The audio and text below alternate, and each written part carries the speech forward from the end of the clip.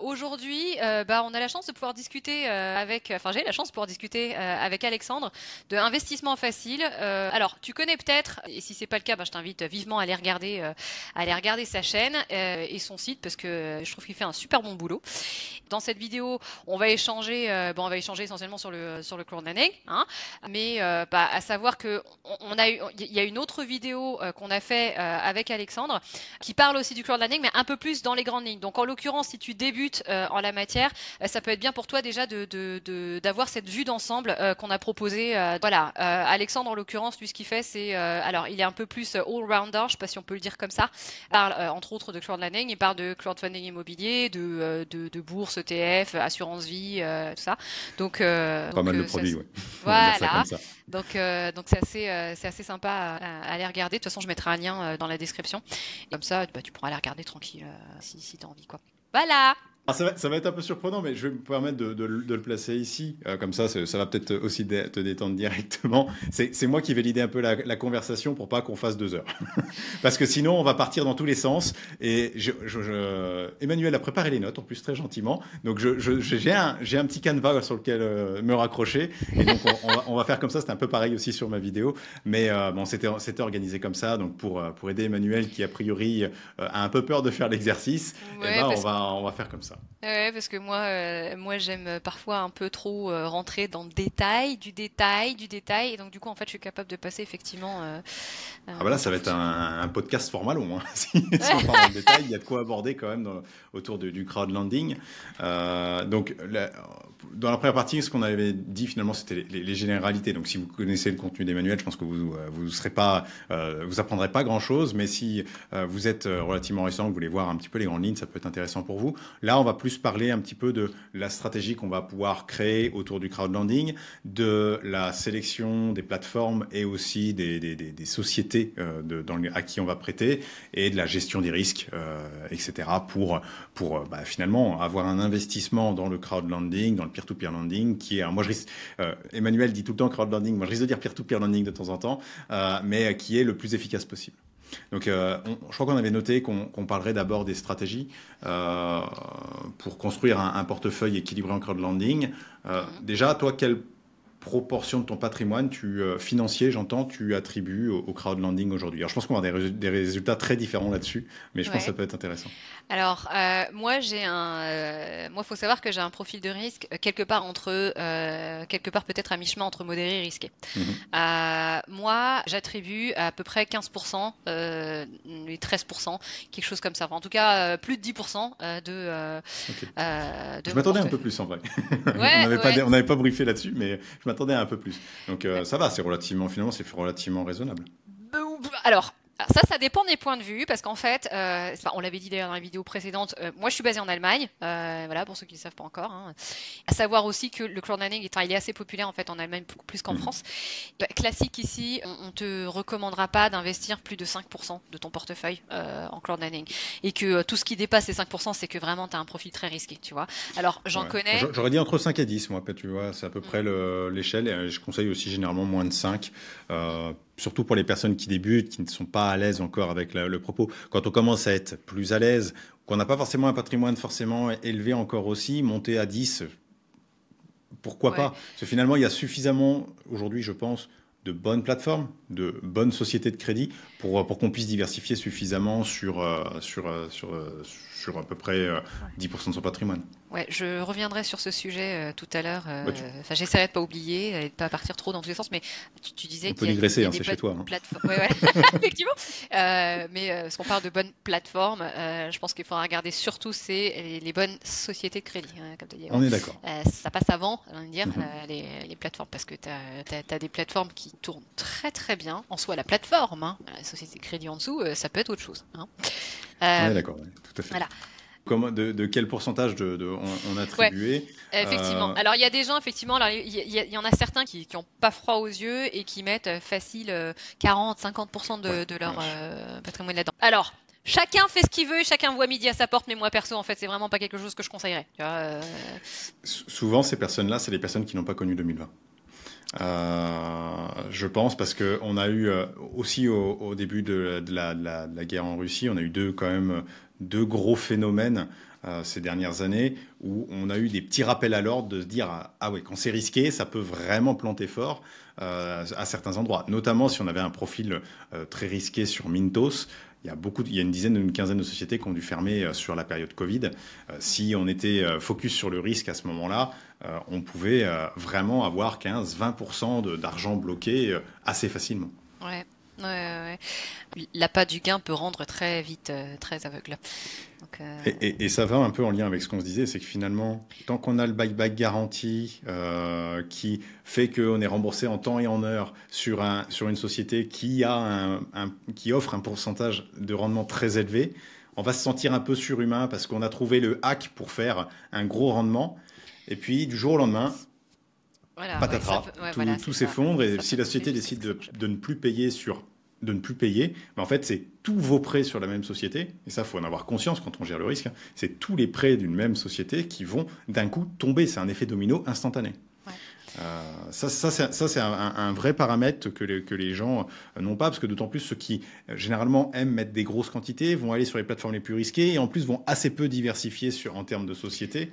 C'est souvent les mêmes profils qu'on retrouve. Alors je dis pas, peut-être qu'il y en a qui ont 40-50% de leur patrimoine et qui sont relativement diversifiés. S'il y a une société qui tombe, ça va, mais c'est pas la majorité des cas, malheureusement. Ouais, enfin, ça c'est une leçon à prendre et à intégrer vraiment aussi, hein, parce que moi je me rappelle avoir échangé une fois avec quelqu'un qui avait perdu beaucoup d'argent, mais vraiment, enfin des grosses sommes sur plusieurs projets alors il y avait du crowdfunding, mais il y avait énormément dans la crypto. Et alors attention, hein, je veux pas diaboliser la crypto en l'occurrence, mais enfin bon, c'est autre chose. Hein, donc bon, bref, malgré le fait qu'il ait perdu vraiment énormément d'argent, il n'était pas sorti de ça en fait. J'essayais de lui faire comprendre en tout cas de lui partager mon point de vue que plus le potentiel de rendement est élevé, plus logiquement le risque il va être élevé, tu vois, et que l'un ne va pas sans l'autre, en tout cas pas d'après l'expérience que j'ai pu en faire. Et en fait, en gros, la réponse que je recevais à chaque fois, c'était oui, mais sinon, c'est quoi donne-moi le prochain Bitcoin, en gros, tu vois, c'était ça. Il y a des personnes, malheureusement, je pense qu'on apprend beaucoup de notre première erreur. Quand ça nous coûte de l'argent, ou de la deuxième ou de la troisième. Peut-être qu'il y en a certains qui mettent un peu plus de temps, mais peu importe. Mais c'est nos erreurs qui nous permettent d'apprendre. On s'était partagé ça en privé, mais on était tous les deux sur le cas Grupir, où finalement on a appris, on n'a pas fait suffisamment de recherches tous les deux sur ce cas-là. Moi d'ailleurs, c'est ce qui a initié ma création de contenu, hein, ce cas Grupir. C'est partir de là, je me suis fait une réflexion de dire toutes les petites recherches que j'avais faites qui n'étaient pas suffisantes, c'était aller chercher sur des blogs pourquoi tout le monde avait un avis positif, alors que finalement, c'était à moitié nul, à moitié arnaque. Enfin bref, comment j'en étais arrivé là et tout ça fait que c'est de cette erreur-là que j'ai appris, que j'ai fait beaucoup plus attention par la suite. Mais faut se brûler à un moment pour comprendre que le feu, ça brûle. C'est bête, mais l'humain n'apprend que comme ça, j'ai l'impression. Même quand on leur dit, nous, hein, parce qu'on partage régulièrement quand même de faire attention, mais même quand on partage, nous, il y a tout un public, finalement, qui va pas adhérer à notre discours.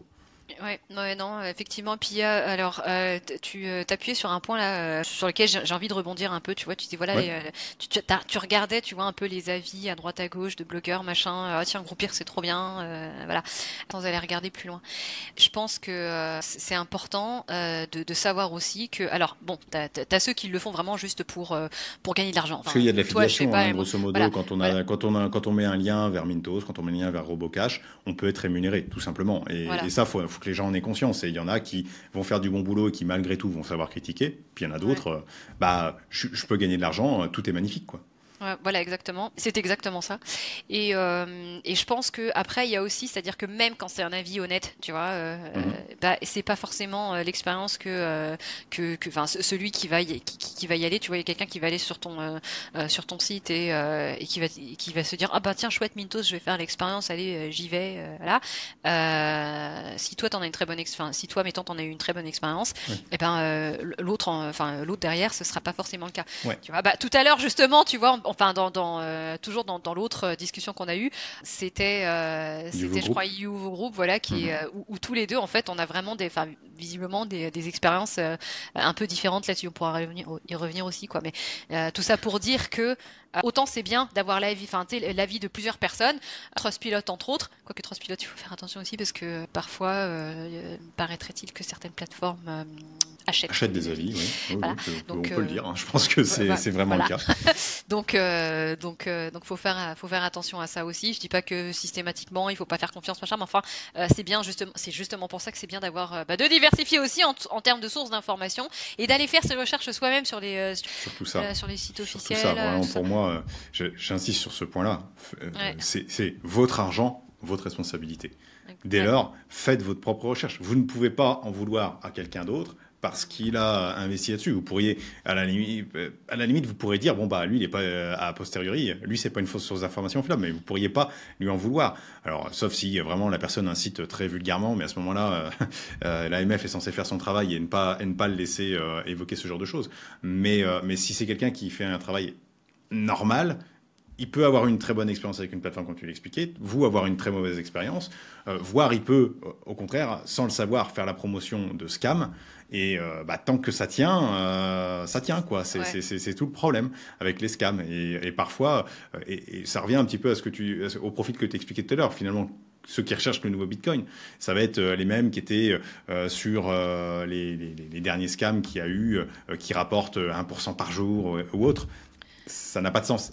Économiquement, ça n'est pas possible. Dites-vous que si ce genre de choses, si un truc est trop rentable, ça veut dire que des gens plus intelligents que nous tous, réunis, ont statué que ce n'était pas rentable pour eux d'aller dessus à ce rendement. Ou alors que ça ne rentrait pas dans leur grille d'analyse. Donc c'était probablement trop risqué. Et ça, c'est un point ultra important dans l'investissement, c'est que si ça paraît trop beau pour être vrai, c'est sûrement que c'est pas vrai. Ouais, effectivement. Mais j'ai fait en plus, perso, j'ai fait cette expérience-là. Dans le domaine des. On l'a tous fait plus ou moins. Mais effectivement, comme tu disais, en fait, c'est quand tu t'es fait taper sur les doigts, enfin, tu t'es brûlé les doigts, c'est comme ça qu'on dit. Hein. Voilà, 1 fois, 2 fois. 3 fois, et puis là, qu'en fait, tu commences à voir que ça commence à monter les chiffres. Ouais, c'est bon, tu prends du recul, tu te calmes. Enfin, normalement. Et voilà, et puis t'apprends tes leçons, quoi. Et donc, si on doit revenir sur la discussion un peu plus stratégie, toi, comment aujourd'hui, si tu devais débuter ou créer un portefeuille, comment tu le répartirais en termes de... on va prendre un exemple de quelqu'un qui a 100 000 euros en tout en patrimoine financier. Ouais. Combien tu mettrais dans le crowdlending? À partir de là, dans cette poche crowdlending, on va faire un zoom. Combien de plateformes et idéalement combien de sociétés derrière sur lesquelles tu répartirais cette somme-là? Alors, c'est un avis personnel, hein. C'est comment tu le ferais aujourd'hui. C'est pas, chacun fait comme il veut en fonction de sa tolérance du risque, bien entendu. Oui, c'est exactement ce que j'allais dire parce que toi qui nous regardes ou qui nous écoute là, rappelle-toi que là c'est Emmanuel qui parle avec son expérience, son histoire, son contexte. Hein. C'est pas forcément la même que la tienne. Moi. Alors, mettons, j'ai un patrimoine total de 100 000 euros. Je pense que je mettrais peut-être 10 000 euros en crowdlending. Quelque part entre 10 000 et 15 000 euros. Quelque chose comme ça. Parce que là, pour le coup, en fait, ça renvoie à ce que je te disais tout à l'heure. C'est à peu près dans ce pourcentage-là que je suis assez à l'aise avec. Voilà, 10-15 000 euros. Je pense que je répartirais. On oublie le fait que que j'anime ce blog là de quel intérêt face à cette chaîne. Bien sûr. On parle d'un cas un peu parfait, hein, parce que effectivement, on a tendance nous à surdiversifier. Exactement, pour tester un peu les trucs. Voilà.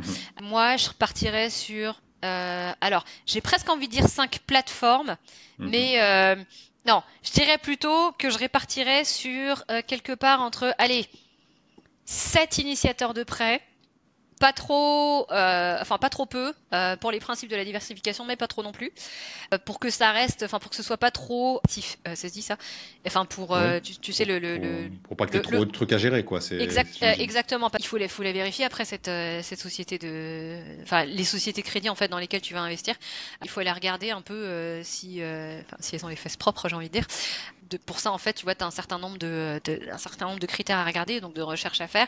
Et ça, c'est la partie généralement la plus casse-pied, hein, la due diligence. En tout cas, moi, c'est pas forcément, ça a pas l'air comme ça parce que j'en parle assez régulièrement, mais c'est pas mon dada quand même. Pour des raisons de facilité entre guillemets, je dépasserai certainement pas les 10 initiateurs de prêt. Par contre, je ne répartirai pas forcément de manière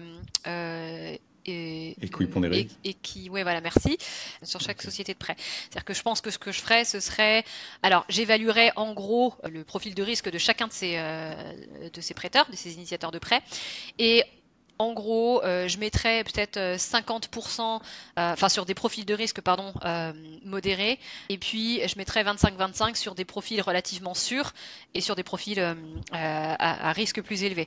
Moi, le but premier, ça serait d'aller chercher la rentabilité, mais de garder quand même un certain équilibre, tu vois, parce que je crois que c'est dans la vidéo précédente où je disais que non, je le disais tout à l'heure en fait, que voilà, moi j'ai un profil de risque qui se situe quelque part entre modéré et risqué, donc moi je ferais comme ça, et donc ça voudrait dire que les sociétés de prêt, je les choisirais en fonction. Et tu remarques, hein, je dis plutôt société de prêt que plateforme, hein, parce que ça sert à rien, moi, d'aller, par exemple, bon, je vais peut-être pas dire Credit Star, on va prendre un autre exemple. On va dire. On peut dire Credit Star, après, hein, c'est toi qui vois. Voilà, je dis ça parce que c'est l'exemple qui revient le plus souvent, en fait, plus facilement, parce qu'on en entend parler, parfois. C'est assez récent, effectivement. Voilà. Moi, ça me servira à rien d'aller sur Mintos et d'investir chez Credit Star si l'autre plateforme mettons l'autre plateforme où je vais investir, ça va être Lender Market ou Moneyfit Smart Saver, tu vois, parce que oui. c'est la même maison. Donc oui. Voilà, là c'est pas de la vraie diversification, c'est le même prêteur. Ça c'est un point effectivement important, c'est que faut faire attention. Il y en a beaucoup qui étaient sur Mintos initialement et puis qui ont créé leur propre plateforme derrière pour essayer de payer moins de frais tout simplement, ou alors que comme c'est une société, c'est des frais qui restent plus ou moins chez eux parce que c'est les mêmes actionnaires. Donc c'est un point très important sur la diversification, ce que tu dis. Vraiment, faut le souligner parce qu'il y en a trop qui pensent que une plateforme égale une entité, et non, c'est complètement faux. J'ai un avis un tout petit peu différent quand même de toi, c'est que moi, parce que avec ton raisonnement tel que je le lis en tout cas, on pourrait penser que mettre 100% sur Mintos et diversifier sur une dizaine de prêteurs chez Mintos pourrait être OK. Alors que moi, j'ai un peu plus de mal avec ça et je me dis, si Mintos tombe, ça va être la merde pour récupérer son argent. Donc c'est pour ça que j'aurais tendance, donc pour reprendre le cas de la personne qui a 100 000 euros à investir, moi je prendrais plutôt entre 5 et 10 000 donc on n'est pas très loin finalement, en fonction un petit peu de ma sensibilité au risque à l'instant T. Je répartirais ça sur 3-4 plateformes peut-être. Et comme toi, une dizaine d'initiateurs de prêt différents, en faisant bien attention à ces fameux choix, et aussi à finalement à pas trop m'exposer au même groupe. Par exemple, sur Peerberry, Aventus Group est très présent au travers de nombreuses sociétés. Finalement, ça reste Aventus Group, donc il peut y avoir de temps en temps une ou deux sociétés qui vont aller moins bien d'un côté, mais si c'est l'Aventus Group qui va plus mal au sens global, ça peut avoir du mal. Et je pourrais aussi un petit peu considérer de pondérer ça différemment et de prendre par exemple le top 3 des meilleures sociétés selon mes critères. À ce moment-là, leur donner un poids légèrement supérieur. Mais je resterai quand même assez proche de l'équipondération, parce que je trouve que dans la diversification, c'est quand même important de ne pas trop s'exposer en pourcentage de patrimoine sur une seule société. Et là, c'est vraiment si on va chercher un petit peu dans le fine-tuning et qu'on va un peu loin, quoi. Ouais, alors pour rebondir rapidement sur ce que tu disais, tu vois, si mettons, parce que effectivement, c'est pas du tout ce que j'entendais, quand je disais voilà plusieurs sociétés de prêt avant les plateformes, c'est-à-dire qu'en fait pour moi il faut aussi diversifier sur les Bien plateformes. Sûr, mais comme tu l'as pas cité, je me suis engouffré dedans. Oui, effectivement, parce qu'en fait parce que là je suis, voilà, encore une fois classique Emmanuel, je suis partie dans un trou de souris, peut-être du détail, puis j'ai oublié de revenir à l'essentiel. Mais ouais, en fait. Moi, la façon dont je vois les choses, c'est je regarde d'abord la diversification en termes de société de prêt, et derrière, je vais regarder la diversification en termes de plateforme, entre autres critères. Mais ce qu'il faut savoir, c'est que si, on va reprendre cet exemple de Mintos. Si Mintos tombe, tu vas avoir du mal à récupérer ton argent. Mais le risque, il est plus élevé du point de vue de l'initiateur de prêt que du point de vue de Mintos, parce que Mintos, en fait, ne sert que d'agrégateur. Voilà, il ne sert que d'agrégateur, et donc du coup, en fait, s'il y en a un des deux qui va tomber, il y a plus de chances que ce soit l'initiateur de prêt. Donc, là, je vais faire un petit alerte, attention, je fais parler mon expérience. Actuellement, dans le crowdfunding immobilier, en France, vu la situation de l'immobilier, on se retrouve avec des plateformes qui sont dans l'impossibilité de continuer leur activité.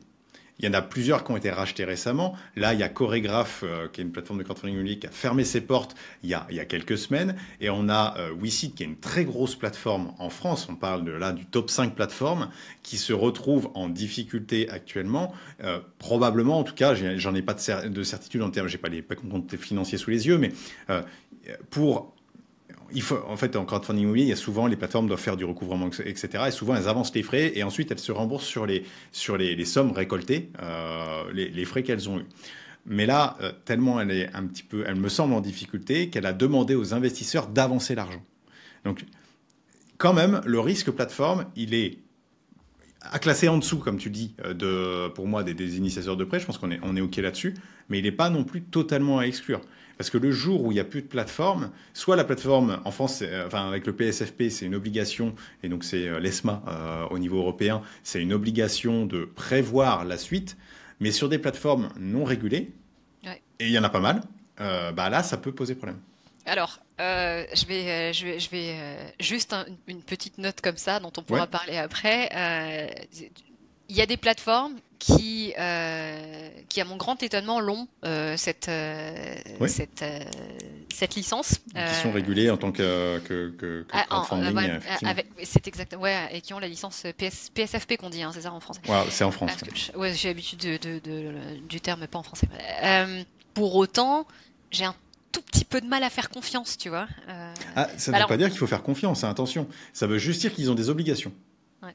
Et c'est tout. Ils ont des obligations déclaratives, ils ont des obligations aussi de faire poursuivre l'activité en cas c'est ce qu'ils appellent une procédure d'extinction. Si la plateforme disparaît, alors il y a des acteurs qui vont être mandatés pour prendre la suite.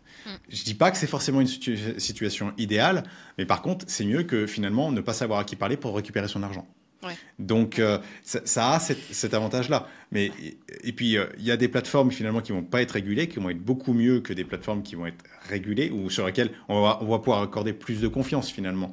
Par contre, il y a plus de plateformes non régulées sur lesquelles il y a des problèmes aussi. Enfin, c'est un débat qui est pas simple. C'est pas parce que c'est pas régulé qu'on peut pas faire confiance, mais il faut peut-être aller creuser un peu plus loin dans ces recherches parce que forcément, il n'y a pas de régulateur qui a vérifié un minimum de choses. Ouais. C'est vrai, ça se tient. Mais ça, c'est l'expérience avec le crowdfunding que j'ai beaucoup plus, enfin crowdfunding immobilier que j'ai beaucoup plus moi, qui me permet d'avoir cette grille d'analyse là. Mais c'est vrai que le monde en lui-même du crowdlending, du peer-to-peer lending, à la base, c'était pas régulé ce truc-là et ça marchait très bien. Donc modulo, il y a eu des soucis. On en a parlé de Groupir, on peut parler d'autres aussi, mais il y a des plateformes de confiance sur lesquelles je pense qu'on sera tous les deux d'accord, hein, du Mintos, du Peerberry, du Robocash. C'est des plateformes qui ont démontré aujourd'hui leur capacité à retourner du rendement aux investisseurs, finalement, et sur lequel, même si Peerberry et Mintos et Robocash ne sont pas régulés, il y a quand même une confiance des investisseurs autour de ces plateformes-là. Ouais, c'est vrai. Alors un autre point que je voulais aborder aussi, toujours en termes de stratégie d'investissement en crowdlending, c'est l'investissement court terme vs long terme en fait. Tu vois, c'est-à-dire que je pense que quand tu débutes en crowdlending, je pense que c'est bien d'aller chercher plutôt du court terme pour éviter de te marier tout de suite avec un inconnu. Mais si tu veux aller chercher une certaine forme de stabilité de rendement. De plus en plus d'ailleurs maintenant, c'est plutôt vers du long terme. Quand je dis du long terme, après, quand tu as investi en SCPI, je suppose que ça reste... Bourse, SCPI, c'est vraiment, ça peut être sur 8-10 ans. Hein, donc là, on est plutôt à 2-3 ans, effectivement. Ouais, voilà, donc long terme, j'entends, c'est ça, c'est genre c'est 2 ans, 3 ans, ça paraît déjà énorme pour beaucoup qui se disent non, mais moi je veux placer sur 3 mois, tu vois.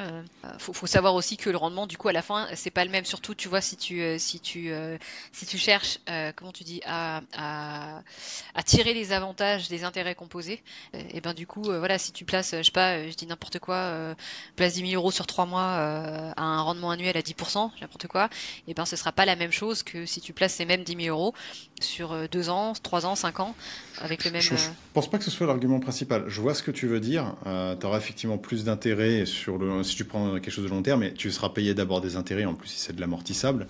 Mais moi, je vois deux contraintes principales au court terme. C'est de plus en plus de plateformes pénalisent les taux à court terme.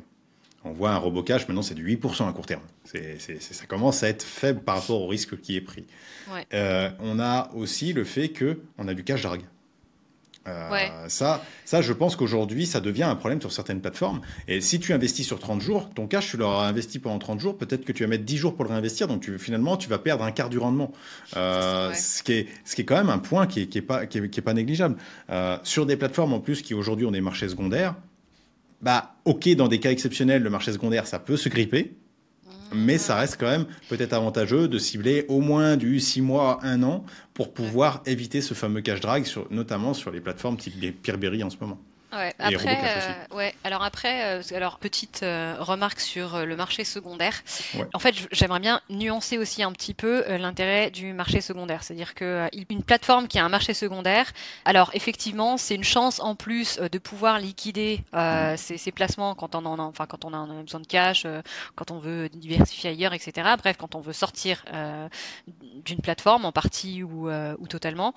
Mais par contre, faut savoir que le marché secondaire, il est bien s'il est actif, mais s'il ne s'y passe rien, tu peux mettre tes prêts en vente et attendre des semaines, des mois, et il se passe rien du tout. Tu vois. Donc ça peut dépendre vraiment. Ça dépend du type de prêt déjà que tu vas proposer, je pense. Et puis ça va dépendre en fait tout simplement du niveau d'activité, ça se dit ça, du marché secondaire. Parce que là j'ai fait le test récemment, j'ai fait plein de conneries là, j'étais fou. Alors ne faites jamais ça avec une bouteille de vin à côté de vous, c'est dangereux. J'ai fait l'abus d'alcool est dangereux pour la santé. L'abus d'alcool est dangereux pour la santé et celle de votre portefeuille. Parce que là j'ai fait n'importe quoi, parce que là j'étais en train de regarder de regarder mes résultats en fait du dernier trimestre. Et en fait, je me suis rendu compte, je comprends pas, ma rentabilité, elle s'est écroulée, qu'est-ce qui s'est passé, machin. Et voilà, enfin bref, l'idée première, si t'es inscrit à ma newsletter, tu sauras de quoi je parle. Voilà,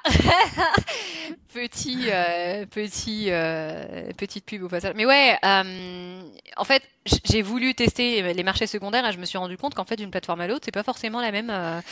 C'est pas du tout la même chose. Non, c'est pas forcément la même réactivité, tu vois. Là, le premier exemple qui me vient en tête, c'est Twino. On peut avoir un rendement, en tout cas moi, qui me satisfait plus que largement. Mais le marché secondaire, tu comptes pas tellement dessus. En fait, si tu cherches de la liquidité sur une plateforme, alors le marché secondaire, ça peut être bien, mais il faut savoir s'il est liquide. S'il est liquide ou pas. Il y a plein d'un trucs qui peuvent intervenir. Il suffit que la société sur laquelle tu finances, il y a une news un peu négative à ce moment-là, il y a un afflux de prêts qui va arriver de cette plateforme-là parce que des gens vont essayer d'anticiper, etc. Ouais. Pareil, au moment du début de la guerre en Russie, on a eu ce même genre de phénomène, mais global à toute la plateforme, et notamment aux prêts ukrainiens et aux prêts russes. Alors les plateformes ont été assez réactives là-dessus généralement, parce qu'il y avait déjà eu la crise Covid 2 ans avant et que du coup ils étaient un peu rodés là-dessus. Mais au moment du Covid, c'était l'hécatombe. Moi je me souviens sur Mintos, on achetait des prêts à moins 15%. Enfin moi c'est à ce moment-là que j'ai passé un petit cap en termes de montant investi, parce que j'ai profité de ce moment-là pour investir je crois que c'était 1000 ou 1500 euros à ce moment-là, et donc du coup de profiter sur certaines sociétés et sur des prêts un peu longs, avoir des décotes à 15%, parce que les gens voulaient s'en débarrasser au vu de la situation. Parfois ça leur a donné raison sur les sociétés les plus fragiles, sur les autres sociétés pas forcément. Donc ils ont perdu pour certains ont perdu 15% comme ça du montant investi parce qu'ils voulaient revendre vite. Donc c'est aussi un des risques sur le marché secondaire selon les plateformes, c'est que pour revendre vite, il faut peut-être un petit peu se sacrifier un doigt voire une main pour sortir rapidement. C'est vrai. Après, mais je pense que ça dépend aussi parce que toutes les plateformes ne proposent pas n'ont pas ces options-là en fait. Tu sais, de proposer des, comment t'appelles ça, des cotes, merci. Enfin, au moment de revendre tes prêts. Bon, il y en a après sur lesquels ça fonctionne. bah, ça fonctionne bien en fait même sans le faire. Robocash en l'occurrence, je trouve que c'est un excellent exemple parce qu'en fait vu que c'est tout que tout est automatisé, c'est-à-dire que même le marché secondaire en fait, les gens ne vont pas acheter activement des prêts. Voilà, c'est exactement en fait, c'est quand ils ont mis ça, quand ils ont coché en gros le marché secondaire dans l'auto-invest, ça se fait tout seul. Après, si tu appuies sur un bouton au moment où tu veux le revendre, alors quand tu veux revendre tes prêts, effectivement, ça tu vas le faire manuellement. Mais après en fait le reste derrière, c'est la machine qui fait le travail et quand il y a suffisamment de gens qui ont activé ça dans leur portefeuille, ça c'est racheté automatiquement quoi. Donc Ok, mais je pense qu'on a fait sur le marché secondaire, etc. Je pense qu'on a fait un bon petit tour. Si toi, en termes de plateforme, aujourd'hui, tu devais, reprenons ce portefeuille, tu devais l'investir sur, on va dire, on doit choisir 2-3 plateformes. Sur quelle plateforme et pourquoi tu choisirais ces plateformes-là? Deux, trois plateformes. Oula. Ouais. Bah, si tu veux en dire un peu plus, vas-y, mais c'est qu'après, il me semble que tu vas être pressé par le temps au bout d'un moment. Ouais. Ah oui, Donc, oh mince, oui c'est vrai, effectivement, j'avais pas vu là. donc c'est pour ça que je limite à 2 ou 3 plateformes volontairement. Merci. Mais là, je me sens un peu comme, tu sais, quand t'es au resto, que t'as une super carte avec trop de choix, et là, en Ouais. fait, Et il y a le c'est pas serveur une qui bonne idée arrive. parce que et là, il y a le serveur qui arrive et t'as la pression, ouais. Alors, ok, monsieur. Mais Si celle je que tu devais faire, préfères, celle que tu préfères finalement aujourd'hui, ouais. hein. Alors, encore une fois, là, c'est Emmanuel qui parle avec son profil à elle. Hein. La plateforme que je préfère, c'est celle que t'aimes pas, c'est Youvo Group. Ouais. En deuxième, j'ai envie de dire Robocash parce que vraiment, qu'est-ce que je l'aime cette plateforme. Et en même temps, j'avoue que j'hésiterai un petit peu parce que Cash Drag, c'est assez cruel le Cash Drag chez eux. Après, on peut partir enfin, on peut espérer que c'est quelque chose qui finira par se résorber à un moment ou à un autre, mais ça commence à durer en fait là. Donc voilà. Sinon, alors. hmm, Debitum, j'aime beaucoup. Mais là, par contre, je pense qu'il faut avoir aussi un profil de risque assez élevé parce que autant, enfin, si tu veux, ils ont, voilà, la plateforme et l'entreprise derrière a été, on va dire, revampée.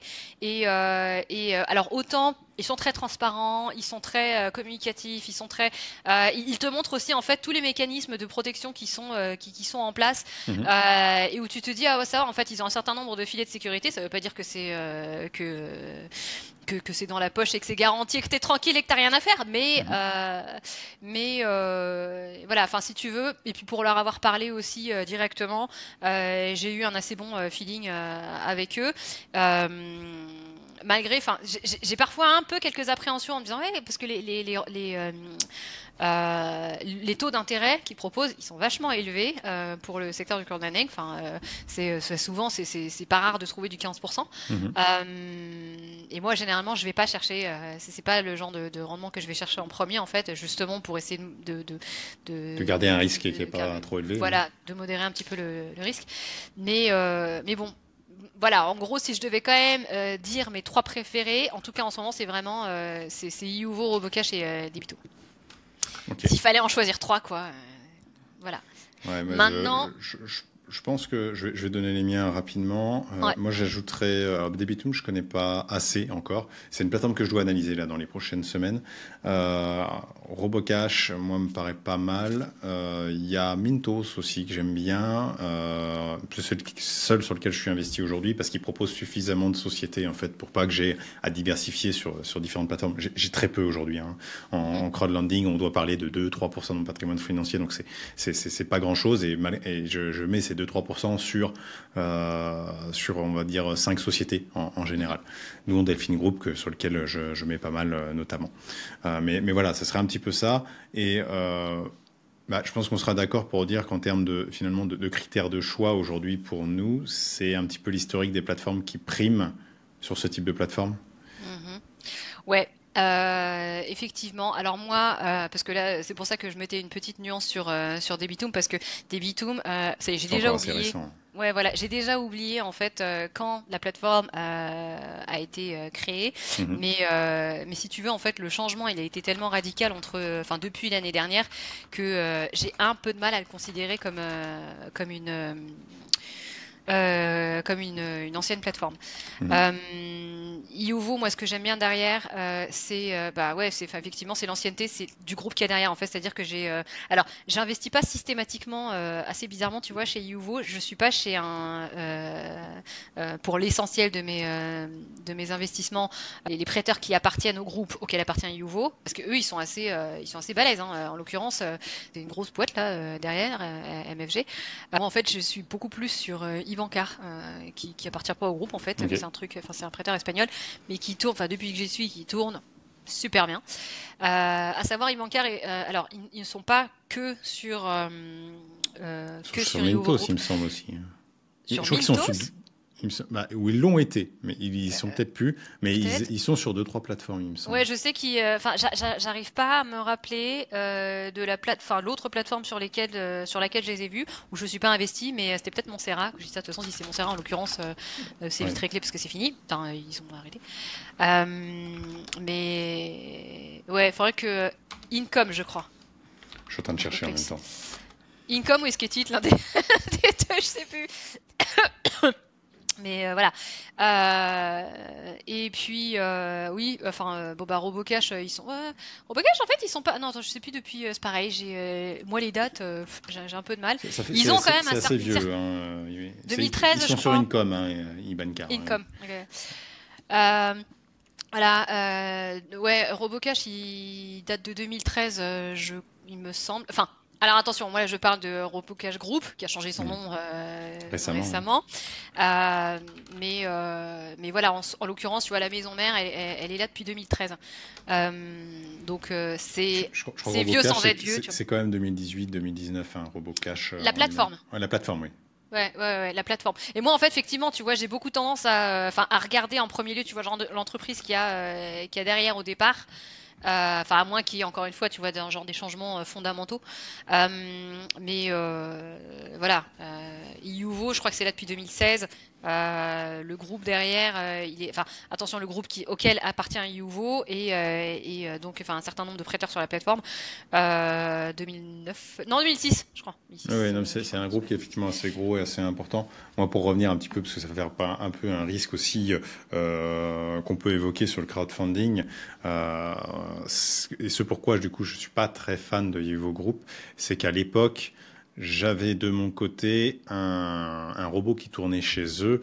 Alors, je sais pas comment c'est maintenant parce que j'ai pas forcément fait attention, mais on pouvait pas trop paramétrer à l'époque le pourcentage de qui va où en termes de où va l'argent en termes de société. Euh, Et le problème, c'est que 75% de mon argent s'est retrouvé sur l'une des seules sociétés qui a fait faillite chez eux. En fait, j'en veux un peu à leurs robots plus qu'à eux, parce que c'est leurs robots qui automatiquement investissaient beaucoup sur cette plateforme-là en fonction de mes critères et n'avaient aucune, ne serait-ce que notion de diversification au sein des portefeuilles. Donc c'est plus un défaut de conception, je pense, qu'autre chose, et c'est pourquoi aujourd'hui, je me retrouve, c'était pas des sommes significatives, hein, mais je me retrouve, et surtout aussi, alors je sais pas si c'est la lenteur de la justice, etc., mais je n'ai toujours pas une once de remboursement sur cette plateforme-là. Pourtant, il va y avoir des remboursements. Hein. C'est une société de crédit. En face, il y a des actifs. Donc, il y a des prêts qui vont être remboursés. Donc, forcément, ces prêts aujourd'hui sont mis sur des comptes séquestres, hein, pour faire simple, qui vont être redistribués à tous les créanciers, dont nous faisons partie. Donc, on n'est pas prioritaire, mais on est quand même des créanciers. Donc, on devrait avoir un pourcentage de remboursement. Mais aujourd'hui, 4 ans après, même c'était fin 2020, force est de constater que j'ai pour le moment pas récupéré un seul euro. Donc ouais. c'est un peu la gestion de ce truc-là qui, moi, m'a mis un peu en difficulté. Et on peut généraliser un petit peu, c'est attention quand il y a des robots et quand vous n'investissez pas vous-même, attention au paramétrage derrière et à ce qui vous ressorte. Parce que Ouais. vous pouvez vous retrouver aussi bien avec un portefeuille qui est très bien diversifié et correct, qu'avec finalement une plateforme qui va soit parce que pas assez de prêts ailleurs, soit parce que volonté de financer un acteur, va l'orienter. C'est en mettant en place un robot, on donne les clés de ce portefeuille-là aussi à la plateforme, en partie, parce qu'on va quand même faire des filtres, mais sur le reste, on donne les clés quand même de notre portefeuille à la plateforme. Ouais. Et puis Alors ça merci d'avoir souligné ce point-là. Faut savoir aussi que c'est un truc que j'oublie peut-être un peu trop souvent d'évoquer, mais effectivement, tu vois, l'auto-invest, moi je l'appelle auto-invest parce que c'est comme ça que j'ai appris le terme de robot d'investissement. Alors, j'avais déjà fait aussi cette erreur-là de pas filtrer en fait à qui part l'argent. Mais alors, je ne sais pas si toutes les plateformes proposent ce genre de fonction-là, mais en tout cas, moi, celle que je connais, tu peux décider en fait de créer plusieurs robots d'investissement. Dire voilà, ok, celui-là en fait, je dis n'importe quoi, t'en mets 3. Tu vois, tu vas sur Mythos, classique, voilà, Yovo Group, Robocash aussi, je crois que ça sert à rien, Robocash, c'est la même maison, Oui, donc c'est le même ça sert à groupe, rien. Voilà, mais toi, auditeur qui nous écoute, va regarder aussi, tu sais, quand tu choisis tes initiateurs de prêt, va regarder la maison mère que c'est pas la même que, je sais pas moi, les 10 autres dans lesquels tu as investi, parce qu'à ce moment-là, tu crois que tu es diversifié, et en fait, pas du tout. Notamment sur Pierre-Berry, Ouais. parce que 70% des prêts c'est la même maison qu'il y a derrière. Donc, Ouais, mais Robocash aussi, enfin, tu sais, t'as la plateforme, t'as plusieurs initiateurs de prêt, mais c'est tout le monde la même maison. C'est Robocash dans différents pays. Voilà, c'est exactement ça, tu vois. Donc voilà. Après, parce que moi j'y suis. J'ai pas de, enfin, à partir du moment où je pars du principe qu'à partir du moment où tu connais les règles du jeu, tu sais comment ça se passe, ça va, tu vois. Mais il faut le savoir, tu vois, ou pas. Et donc là, tu sais que par exemple, ici, tu vois, t'es diversifié, tu vois, géographiquement, oui. Mais, bref. Donc, pour en revenir à cette histoire, excuse-moi. Donc je disais en fait, c'est bien de mettre plusieurs. Enfin, ça peut être ça me paraît une bonne idée. Ça peut être presque un robot par prêteur. Par prêteur, presque, pour contrôler maximum le montant. Je pense que c'est ce qu'il y a de plus efficace aujourd'hui. C'est exactement ça, parce que là, à ce moment-là, tu peux mettre OK, maximum de montant, ça va être tant pour ce prêteur-là. Maximum le montant ici, ce sera tant pour ce prêteur-là, machin. Et puis en fait, ça reste passif.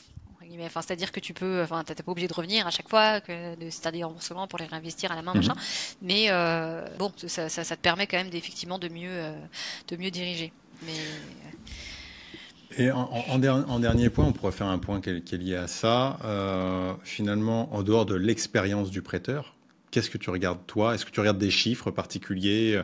Éventuellement, est-ce que tu regardes des rapports financiers? Je sais qu'ils sont bien disponibles chez Mintos. Je ne sais pas si c'est le cas partout, mais des rapports financiers des sociétés à qui tu prêtes ou pas? Alors juste l'expérience du prêteur, c'est-à-dire... Pardon, de l'emprunteur. Je voulais dire. Depuis combien de temps il existe? Ça, c'est ce que tu disais tout à l'heure. Pour toi, c'est un point important. Sa longévité et le fait qu'il ait prouvé finalement qu'il soit fiable sur le long terme. Ouais. Mais au-delà de ça, est-ce que tu as d'autres critères? Parce que c'est effectivement un bon point. Mais est-ce que toi, tu regardes par exemple les rapports financiers de ces emprunteurs-là? Ouais, de ces prêteurs, tu veux dire. Non, emprunteurs là pour le coup. C'est eux qui empruntent. C'est les sociétés de crédit. Faut qu'on utilise les mêmes termes, sinon on va pas s'en sortir. Non mais on parle bien des sociétés de crédit, pardon. Ouais. Oui. Alors moi en fait je regarde les deux, je regarde la plateforme et puis les chiffres de société de crédit quand ils sont disponibles effectivement, comme tu viens de le dire. Ouais. C'est-à-dire que alors les plateformes, tu vas le voir un peu plus souvent, pas toujours. Mais tu vas le voir quand même un peu plus souvent et parfois en fait quand elles sont pas dispo, enfin quand les chiffres, les rapports financiers sont pas dispo, tu peux les voir, enfin tu peux leur demander en fait. Est-ce que c'est pas quelque chose de systématique en France sur les plateformes françaises? Je sais plus pour lesquelles j'avais essayé enfin que j'avais regardé en fait, j'avais pas trouvé. Que les plateformes diffusent leurs chiffres, non, c'est même plutôt tabou, je pense. Par contre, aujourd'hui, quand il y a une société qui est impliquée dans un prêt, si elle vient pas juste d'être créée, normalement, elle est censée avoir ses états financiers automatiquement dans la documentation. Ok, d'accord. Voilà, en fait ici, enfin là en l'occurrence, tu vois, je vais pas dire c'est l'inverse, mais on n'est pas loin de l'inverse, c'est-à-dire qu'en fait, tu vois, enfin en crowd lending européen, et là alors souvent tu vas retrouver les rapports financiers de la plateforme. Après, tu vas en avoir qui seront audités, puis d'autres qui le seront pas forcément. Donc ceux qui sont pas audités. Après, je dis pas forcément que c'est du pipeau quand c'est pas audité. Tiens, la première preuve, c'est Pierre-Berry. Il me semble que leurs rapports sont pas audités, et pourtant en fait, moi j'en fais confiance. Pierre-Berry, Enfin, j'y ai pas beaucoup de sous parce que déjà CashDrag il me laisse pas en mettre beaucoup et puis en plus les taux d'intérêt, merci quoi. Enfin bref, c'est une autre histoire. Mais bon, ça joue quand même un rôle. Enfin, tu sais, si ça s'ajoute à d'autres critères où je vois qu'en fait c'est assez négatif, bon bah à ce moment-là effectivement c'est pas top. Mais les chiffres quels que chiffres tu regardais? Ouais, c'est regarder, vraiment les 2-3 indicateurs principaux. Les chiffres que je vais regarder, alors Reflex, si elle est rentable, la boîte si elle est en bénéfice. Mais le truc en fait, c'est que, enfin, ce qu'il faut savoir, parce que moi en fait, généralement, enfin, quand je fais le tour un peu rapidement, je dis voilà, est-ce que c'est en bénéfice ou pas, et puis après, je passe, je vais regarder le reste, mais dans mon coin, et voilà. Parce qu'en fait, il faut savoir aussi qu'une entreprise qui est en bénéfice, ça ne veut pas forcément dire qu'elle est super fiable, tu vois. Si tout le reste, c'est dans le rouge, si elle a, comment t'appelles ça? Oh là là, j'ai pas les chiffres. Attends, les termes en français. Le cash flow, non, je pensais. Oui, alors déjà, oui, ça Je conduis un petit peu la réponse, mais le cash flow pour moi est plus important que le bénéfice. Ça a été notamment le cas sur Credit Star, un cas très connu, qui a arrêté de rembourser alors que c'est une boîte qui fait des millions par an en termes de bénéfices, mais ils n'avaient pas un rond sur le compte. Il faut se rendre compte que pendant un moment, ils étaient vraiment, je pense, à compter les sous.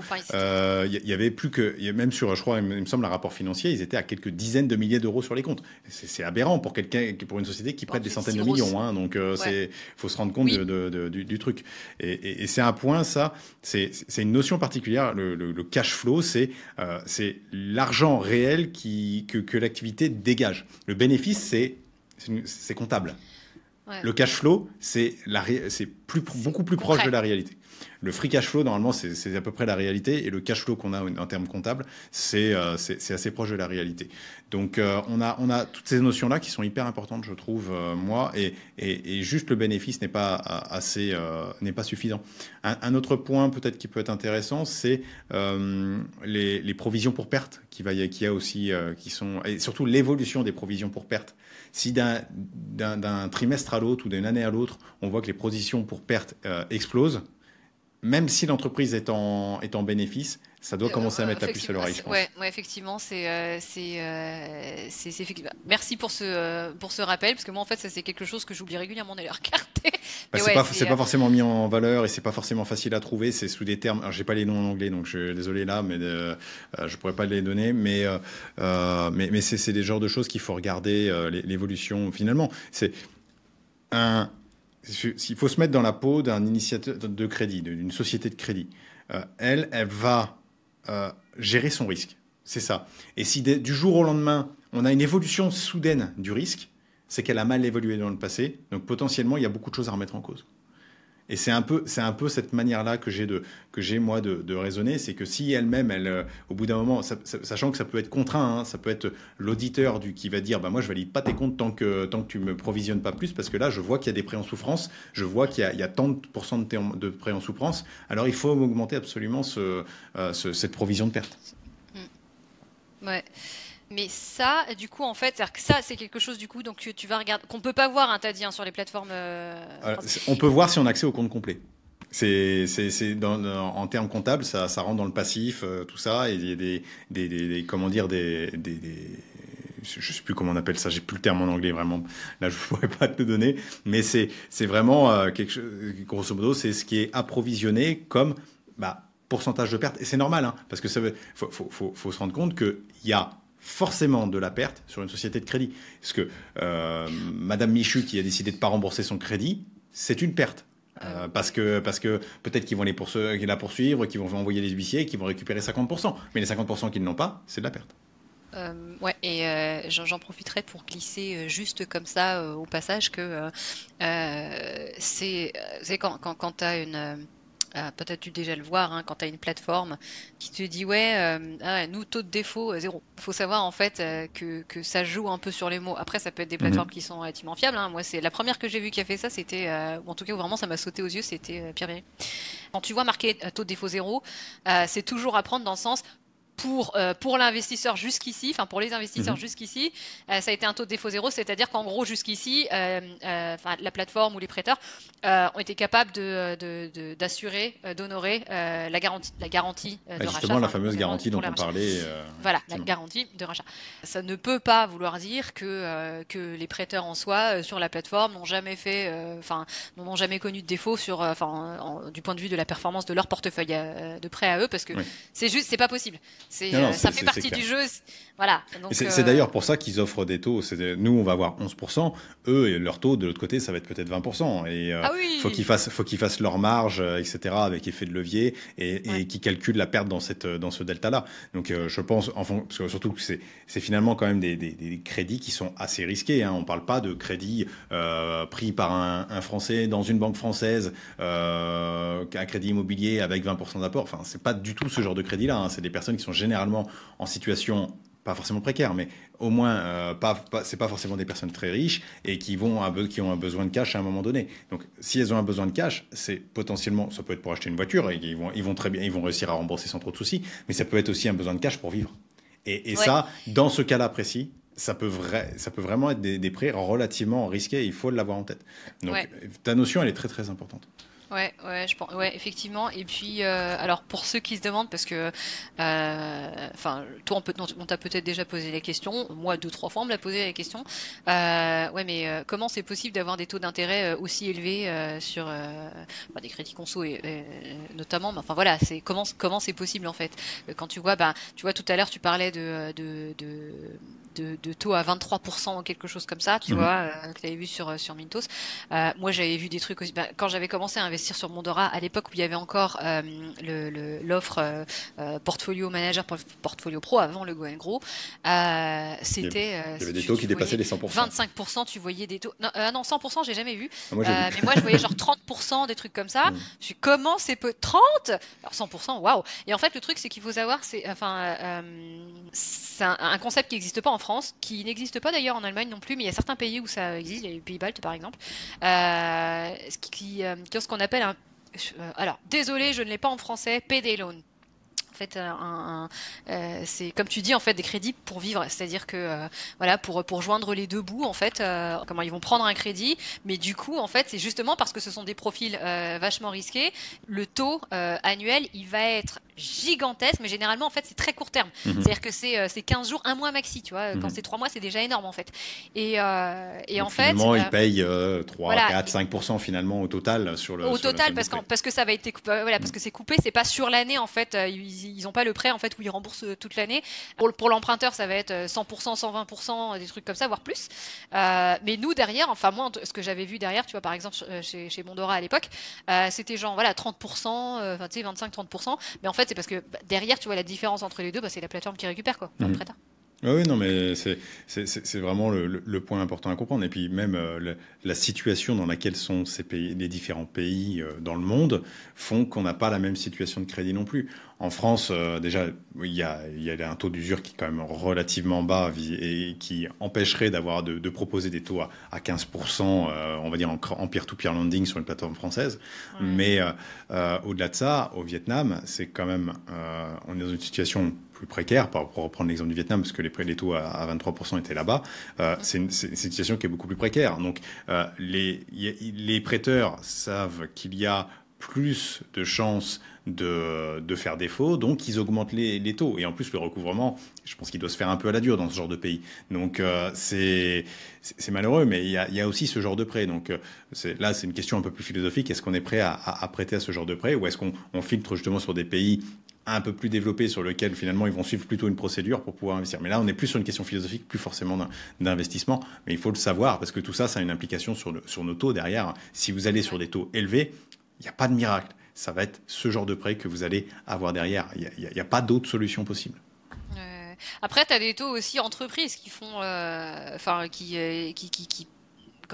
offrent des taux relativement élevés. Alors par contre 20% machin, là ah si, en fait je viens j'ai trouvé un exemple, enfin un contre-exemple entre guillemets, et c'est justement Indemo. Ah oui, c'est vrai, non, du coup, non, enfin, c'est une plateforme en fait qui est assez récente, hein, qui est vachement récente d'ailleurs. Mhm.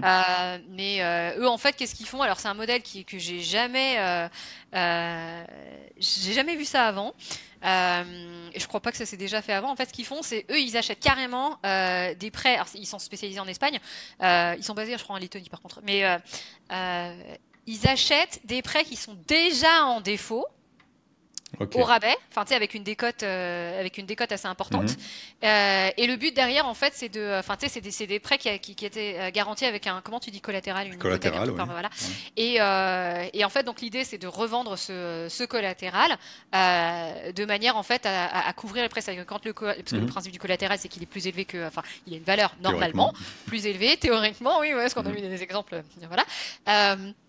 Et donc et derrière en fait donc ça prend le temps que ça prend en fait pour faire ce recouvrement enfin revendre ces garanties là enfin ces collatérales là mais derrière effectivement le potentiel de rendement il est assez élevé mais donc bon bah là c'est un peu Ouais, c'est une autre mécanique complètement. Là, du coup, on est vraiment en amont de ce recouvrement. Et c'est vraiment un autre système. Donc là, ça peut être intéressant. Je vais aller regarder. Moi, je vais me renseigner sur une démo. Alors, je pense pas que j'y mettrai d'argent. C'est pas forcément ce genre de choses, mais juste pour la curiosité professionnelle, je pense que ouais, ouais. ça peut être Non mais intéressant de découvrir ouais ça. du point de vue du modèle d'affaires je trouve ça enfin, rien que pour le fun de regarder en fait comment il fonctionne je trouve ça assez Ouais. intéressant quoi. Bah, ce sont des entreprises qui existent, hein. Il y a comme ça des personnes qui rachètent effectivement de la dette en situation de souffrance et dont leur objectif, bah, eux, c'est de faire le meilleur recouvrement possible. Donc, c'est des personnes qui sont Ouais, finalement bons en recouvrement, dont la spécialité est le recouvrement, et ils vont ouais, acheter ça à 50% comment dire, de la valeur. du montant de la dette, par exemple. Donc, une dette Ouais. de 100 000 euros, bah, elle sera rachetée 50 000 euros. Et eux, ils espèrent en retirer bah, plus de 50 000, même plus probablement plus de 60 ou Largement. 70 000 Ouais, pour ouais, essayer de rentrer dans leurs frais, justement. ouais, ouais, ouais. Est-ce que tu Ouais. veux de mettre un petit mot final à tout ça J'ai- finalement, qu'est-ce qu'on devrait retenir de cet échange-là Alors, si on doit faire deux, trois points pour toi, c'est d'avoir une stratégie. Enfin, déjà, je pense que l'aspect diversification est hyper important, que ce soit en termes de taille de portefeuille, bon, de bien de choisir un certain nombre de sociétés et de ne pas non plus croire qu'on est diversifié faussement. Je pense que ça peut être un peu la clé de tout ce qu'on s'est dit, parce que ça a beaucoup tourné autour de tout ça finalement. ouais, effectivement, et puis affronter sa flemme, j'ai envie de dire, Mhm. et aller regarder vraiment activement. C'est-à-dire que je pense que c'est important de comprendre. C'est presque, enfin, le mot de la fin. À un moment, s'il y avait un truc à retenir, j'ai envie de dire, tu vois, le crowdlending, c'est un investissement passif entre guillemets. Tu vois, c'est-à-dire que c'est super dangereux d'y aller complètement à l'aveugle et de pas regarder en fait enfin de pas creuser un peu les Mhm. plateformes et les prêteurs surtout où on met enfin les sociétés de prêt où on met son argent et de pas contrôler régulièrement en fait se tenir informé de ce qui se passe en toile de fond là derrière et aller contrôler et je sais pas moi enfin pour justement en fait être capable de réagir assez vite Mhm. pour protéger ses sous en fait. Donc ça c'est vraiment la première chose que j'ai envie que j'ai envie de souligner.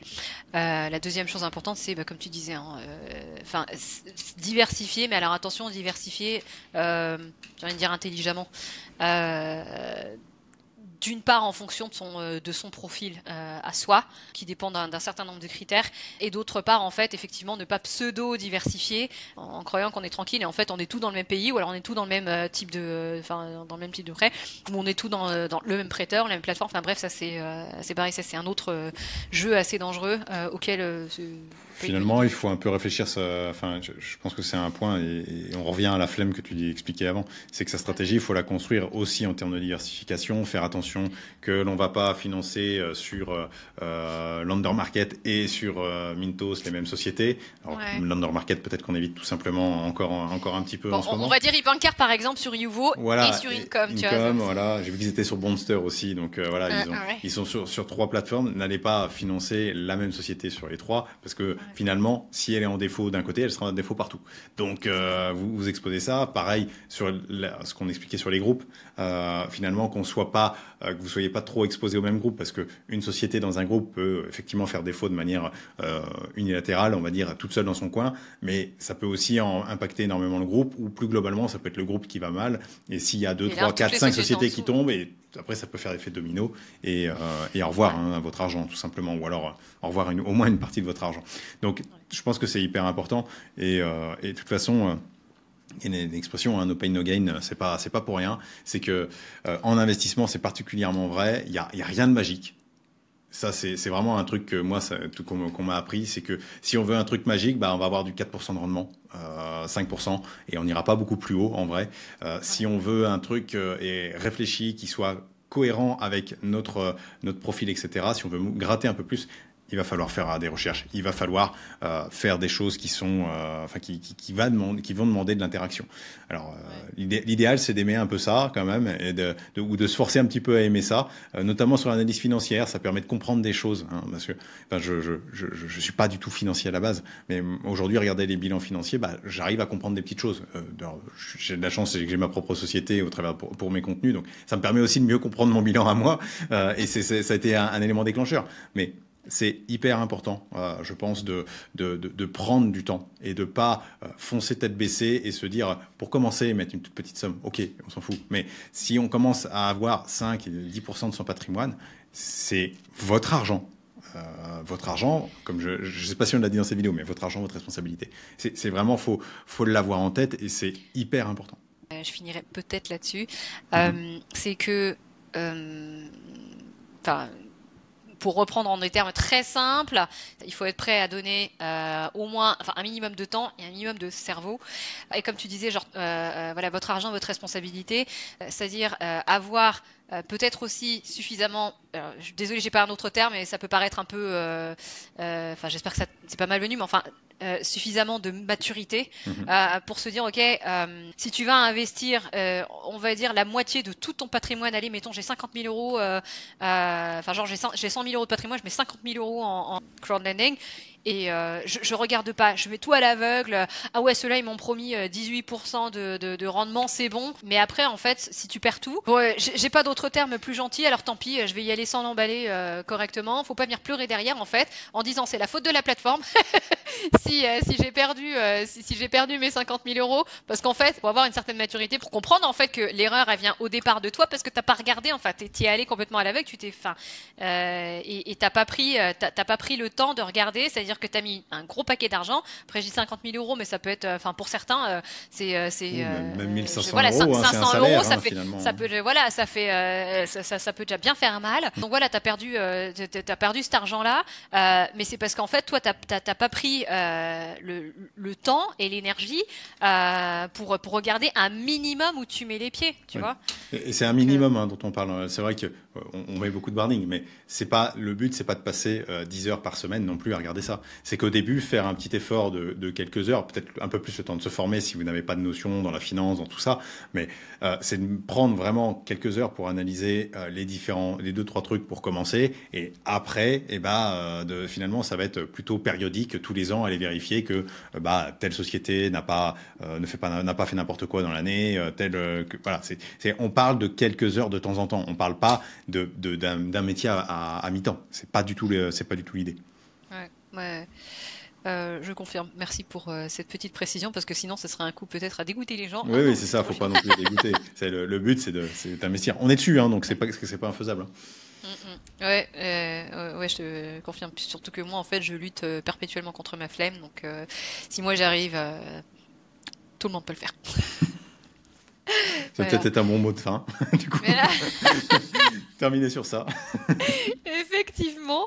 Mais ouais, du coup, je terminerai peut-être juste cette conversation qui a duré très longtemps, beaucoup plus longtemps que prévu, en te rappelant, toi, auditeur, spectateur, que Alexandre, je te conseille d'aller regarder, si tu le connais pas déjà, va regarder sa chaîne, va regarder son site. Il fait vraiment un super boulot. Et puis du coup, en fait, si toi ça t'intéresse, probablement, du coup, si tu t'intéresses au crowdfunding, probablement que tu t'intéresses aussi à la bourse ou à à l'investissement immobilier en SCPI ou assurance vie ou autre. Je trouve qu'il aborde très très bien ces sujets-là.